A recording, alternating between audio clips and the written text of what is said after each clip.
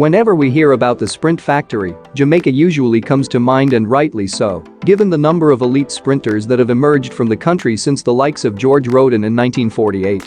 South Africa, despite not being as successful as the Caribbean nation, also has a rich history as well as a bright future in sprinting. The first many would have really noted South Africa on the sprint circuit may have been through Wade van Niekerk and his telling 2015 season. However, South Africa was there way before then. In fact, Wade is not the first South African to win a 400 meters Olympic gold medal. That accolade actually belongs to Bevel Rudd, who upset the world at the 1920 Olympic Games.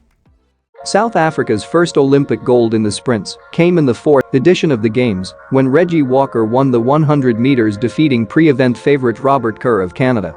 The first female medal winner from South Africa came in 1952 when Daphne Hasenjager won silver behind Marjorie Jackson, who ran a new world record to win gold, this just 6 editions after females were allowed to compete at the Games. The sprint culture continued to grow in popularity with South African natives, however, due to racial segregation for most parts of the country's history, participation were not as much as they could be. However, as time went on, everyone was eligible to compete for the country. Since the inception of the World Youth and World Junior Championships, South Africa has maintained a strong presence, rivaling the likes of the United States, Jamaica, and Great Britain, mostly in the 200-meter event. The nation has had, and still has, some of the most promising junior sprinters in the world.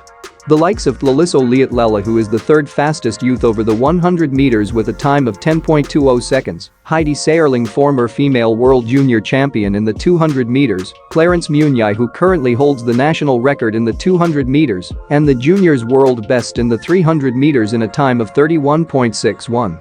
They also have the reigning world youth champion in the boys 100 and 200 meters with Shanolo Lemau and Rechiditz Mlenga respectively. The list of top-class juniors on the verge of emerging could go on and on. Added to that list of talented juniors, there are 2 special sprinters who could lead the next generation of South African sprinters forward. Those are Sinisifo Damble and Sean Fatichezdo Maswingani. The first is one of the best juniors in the world at running the 200 meters, being one of the only junior sprinters to rank among the top 3 in the event in recent history. The last to do so were Noah Lyles and Michael Norman, and those guys are some of the very best in the world right now. He has beaten some of the best at the junior and senior level, being unbeaten over the distance since 2018. Maswingani, on the other hand, is superb in both events, but his better event is the 100 meters. He is the national junior record holder, being the first junior from the country to go under 10.1 seconds when he ran 10.06 last year, just at the age of 19. It would have been interesting to see him continue the season, but given the lockdown, his 2020 got shut down. However, in 2021 he's picking up where he left off, dominating the American indoor circuit.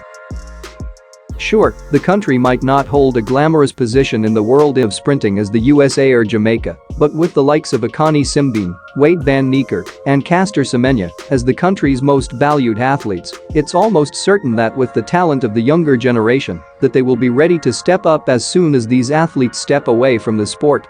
This can also be credited massively to the availability of some of the world's best coaches, most notably Henny Creel and Ans Botha, who continues to foster the best of the nation. Some of the more prominent juniors usually works with top overseas coaches as well, mostly in the United States. The system of junior competitions is quite different from Jamaica because meanwhile Jamaica opens up the championships to all competitors who make the set standard to compete for their institution, South Africa has a slightly more complicated system. They usually host a provincial championships before they get to the main championships. It is usually through these provincial championships that these athletes qualify to the national championships. This system has a regulatory effect which has helped larger nations like Great Britain and the United States, and so far it is working well for the South Africans.